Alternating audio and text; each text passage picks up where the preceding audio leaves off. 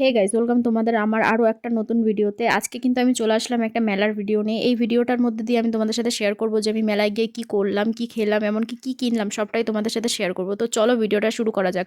আমি কিন্তু এই যে বিকালবেলা ড্রেস সিলেক্ট করে নিয়েছিলাম যে কোন ড্রেসটা আমি পরে যাব। তো এখন কিন্তু ভালোই ঠান্ডা আছে, তার জন্য কিন্তু আমি এই ড্রেসটা সিলেক্ট করেছিলাম, যেহেতু বাইরে খুব ঠান্ডা, তো তার জন্য এরকম একটু মোটা জামা কাপড় পরেছিলাম। তো তারপরে কিন্তু এই যে রেডি হয়ে বেরিয়ে গিয়েছিলাম। আমি কিন্তু আজকে মেলায় যাচ্ছি আমার ভাই এবং মায়ের সাথে।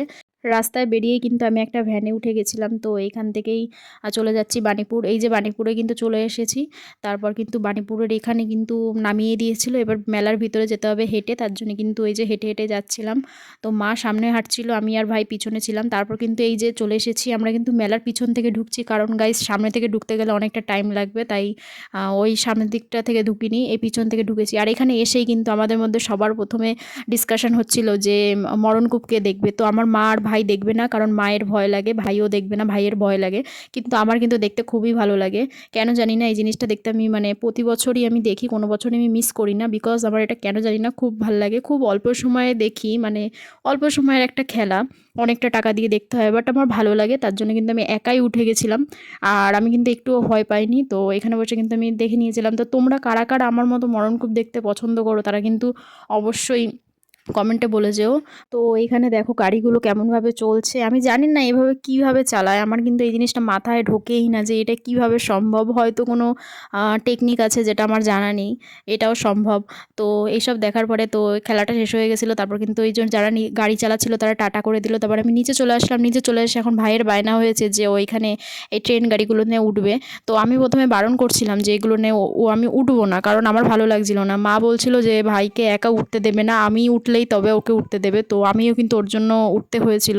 তো আমি আর ভাই উঠে গেছিলাম। গাইস ভেবেছিলাম ভিডিওটা করব ওই ট্রেনে উঠে, বাট বিশ্বাস করো গাইস, বাইরে থেকে দেখতে যেরকম লাগে সেরকম না। উপরে উঠে আমি যখন উঠলাম, ট্রেনটা যখন চালু হলো, তখন আমি বুঝতে পারলাম যে এটা কিন্তু সাধারণ না, মানে একটু ভয়ানক আছে। আমি কিন্তু সত্যি কিছুতে চড়তে খুব ভয় পাই।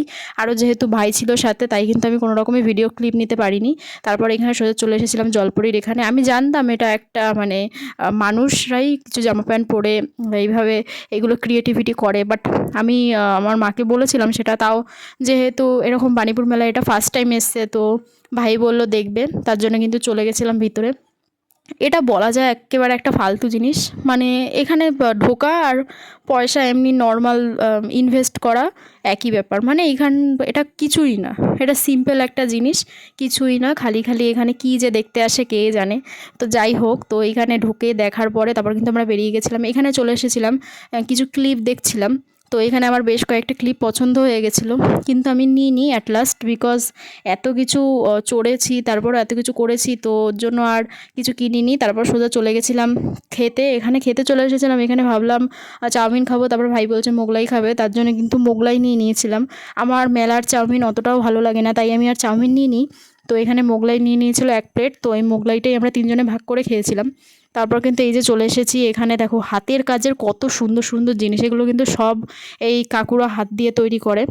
আর এটা কিন্তু এই যে আমাদের এই বারুইপুর মেলা, এটা কিন্তু খুবই একটা বিখ্যাত মেলা, আশা করি তোমরা সবাই জানো।